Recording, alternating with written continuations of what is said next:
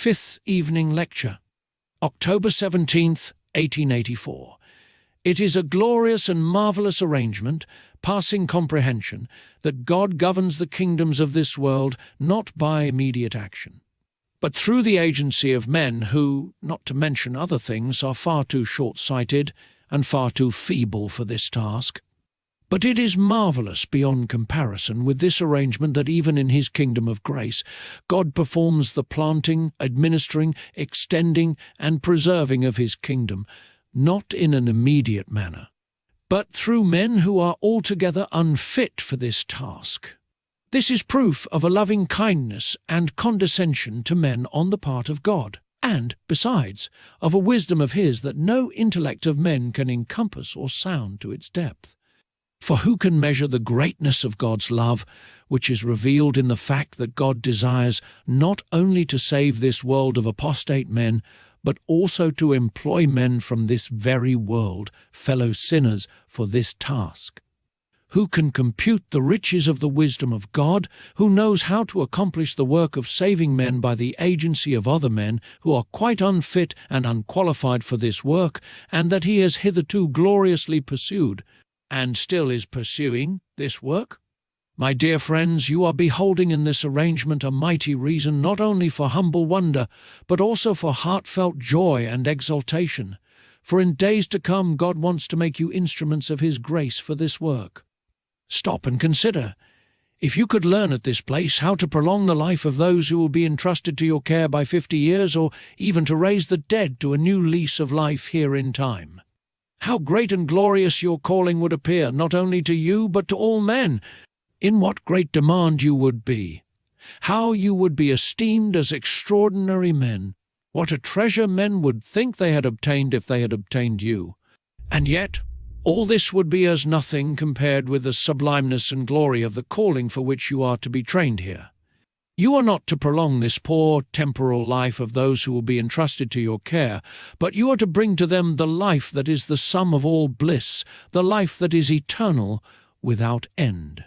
You are not to raise those entrusted to your care from temporal death, to live once more this poor temporal life, but you are to pluck them out of their spiritual and eternal death and usher them into heaven.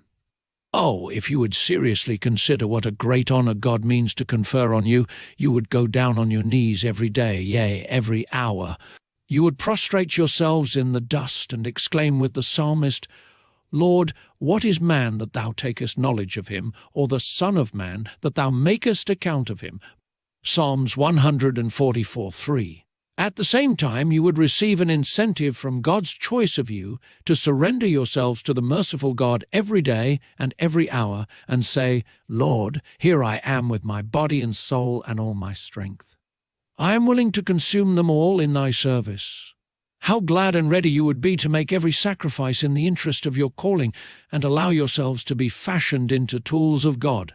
However, the matter of primary importance to you is that before teaching others you first obtain a very thorough and vital knowledge yourselves of those things which God by his prophets and apostles has revealed for the salvation of men.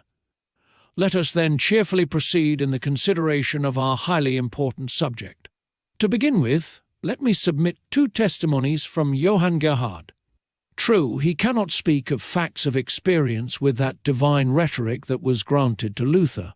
However, Gerhard made a thorough study of Luther and gave a systematic presentation of Luther's teaching. In the chapter on the Gospel, he says, the distinction between the law and the Gospel must be maintained at every point. Mark well, at every point. There is not a doctrine that does not call upon us rightly to divide law and Gospel. Gerhard proceeds, however, this distinction must be observed above all at 2 points. First, in the article of justification, which, owing to the corruption and weakness of our flesh, is in a certain way, though accidentally, incapacitated for this task. Rom. 8:3. The law does not belong in the doctrine of justification. That is a most important point. We cannot be saved by the law. Accordingly, God provides another means for us by which we can be saved. Gerhard continues, "But our justification is from the gospel, in which the righteousness that is valid in God's sight is revealed without the law." Romans 3:21. "For it is the power of God unto salvation to every one that believeth." Romans 1:16.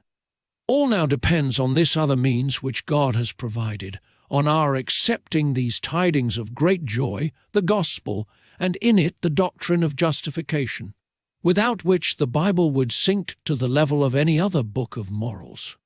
To return to Gerhard, for this reason men should be exhorted, yea, urged to perform good works according to the norm of the law. These works, however, must not be brought into the august place where our justification in the sight of God occurs. For at that point there is a ceaseless conflict between man's doing and his believing, between God's grace and man's works, between law and gospel. Woe to us if, when about to expound the gospel, we mingle the law with it. That is what we are doing when, in expounding the gospel, we say more than, "Accept this message." Every addition would be law. The gospel demands nothing of us. It only says, "Come, eat and drink." What it offers to us is the great supper. Here is where most preachers make their mistake. They are afraid that by preaching the gospel too clearly they will be the fault if people lapse into sin. They imagine that the gospel is food for the carnal-minded. True, to many the gospel becomes a savour of death unto death, but that is not the fault of the gospel. That happens only because men do not accept, do not believe the gospel. Faith is not the mere thought, "I believe." My whole heart must have become seized by the gospel and have come to rest in it. When that happens, I am transformed and cannot but love and serve God. Most urgent admonitions must indeed be administered to men, even after they have become believers, but these admonitions must not be brought into the solemn meeting where God justifies the sinner. The law must first discharge its functions in order that those who hear it may accept the gospel with a hungering and thirsting soul and drink their fill of it. As soon as a person has become a poor sinner, as soon as he is aware of the fact that he cannot be saved by his own effort, even before a spark of love has been kindled in him, Christ says, "There is my man. Come to me just as thou art. I will help thee.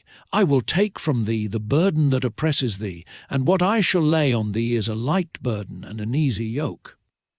The principal thing that I have to tell a person when explaining to him how he can become righteous is that I announce to him the free grace of God, concealing nothing, saying none other things to him than what God says in the gospel.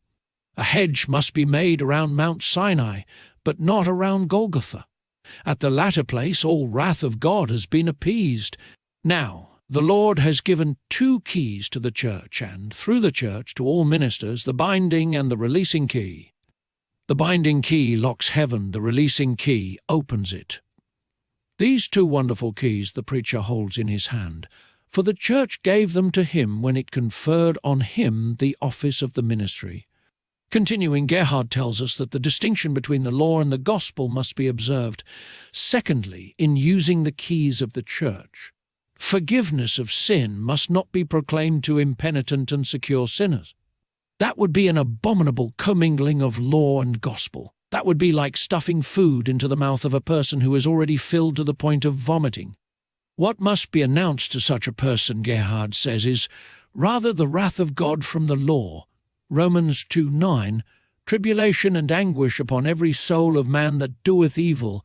1 Timothy 1:9, the law is made for the lawless and disobedient, for the ungodly, whom it crushes with the weight of its damning accusations. To contrite hearts, not the threats of the law, but the oil of evangelical consolation must be administered. Isaiah 66:1-2, where is the place of my rest? To this man will I look, even to him that is poor, and of a contrite spirit, and trembleth at my word. Matthew 11:5, the poor have the gospel preached to them. When I know that a person is not in a condition to have the gospel preached to him, I must not proclaim it to him. However, when I speak in public, the situation is different. There I must take into consideration chiefly the elect children of God. Still I must preach the law even there. A sermon that does not contain any law is worthless. In every gathering of people there are always impenitent persons, who must be roused from their sleep of sin and terrified. Anyone who, on being admonished, promptly says, "Ah, bosh! That does not concern me," shows that his heart has not yet been crushed. In another place in the same chapter, Gerhard writes, "There are several reasons why this distinction between the law and the gospel must be accurately defined and strictly adhered to. In the first place, many instances from the history of the Church of days gone by might be adduced to show that the pure teaching of the article of justification is not preserved, and absolutely cannot be preserved. If the distinction of these two doctrines is neglected, woe to him who injects poison into the doctrine of justification. He poisons the well which God has dug for man's salvation. Whoever takes this doctrine away from man robs him of everything, for he takes the very heart out of Christianity, which ceases to pulsate after this attack. The ladder for mounting up to heaven is taken away, and there is no longer any hope of saving men. In the second place," Gerhard continues, "when the doctrine of the gospel is not separated from the law by definite boundary lines, the blessings of Christ are considerably obscured. By ascribing to man some share in his own salvation, we rob Christ of all his glory. God has created us without our cooperation, and he wants to save us the same way. We are to thank him for having created us with a hope of life everlasting. Even so, he alone wants to save us. Woe to him who says that he must contribute something towards his own salvation. He deprives Christ of his entire merit. For Jesus is called the Saviour, not a helper towards salvation, such as preachers are. Jesus has achieved our entire salvation. That is why we were so determined in our predestinarian controversy. For the basic element in the controversy has been that we insisted on keeping law and gospel separate, while our opponents mingle the one with the other. When they hear from us this statement, out of pure mercy, God has elected us to the praise of the glory of his grace. God vindicates for himself exclusively the glory of saving us, etc. They say, that is a horrible doctrine. If that were true, God would be partial. No, he must have beheld something in men that prompted him to elect this or that particular man. When he beheld something good in a person, he elected him. If that were so, man would really be the principal cause of his salvation. In that case, man could say, "Thank God, I have done my share towards being saved." However, when we shall have arrived in our heavenly fatherland, this is what we shall say. If I had my own way, I should never have found salvation, and even supposing I had found it by myself, I should have lost it again. Thou, O God, didst come and draw me to thy word, partly by tribulation, partly by anguish of heart, partly by sickness, etc. All these things thou hast used as means to bring me into heaven, while I was always striving for perdition. Yonder we shall see and marvel that there has not been an hour when God did not work in us to save us, and that there has not been an hour when we wanted to be saved. Indeed, we are forced to say to God, "Thou alone hast redeemed me, thou alone dost save me. Verily, as sure as there is a living God in heaven, I cannot do anything towards my salvation." That is the point under discussion in this controversy. In conclusion, Gerhard says, in the third place, commingling law and gospel necessarily produces confusion of consciences because there is no true, reliable, and abiding comfort for consciences that have been alarmed and terrified if the gracious promises of the gospel are falsified. Commingling law and gospel brings about unrest of conscience. No matter how comforting the preaching is that people hear, it is of no help to them if there is a sting in it. The honey of the gospel may at first taste good, but if a sting of the law goes with it, everything is spoiled. My conscience cannot come to rest if I cannot say, "Nevertheless, according to his grace, God will receive me." If the preacher says to me, "Come, for all things are now ready, provided you do this or that," I am lost.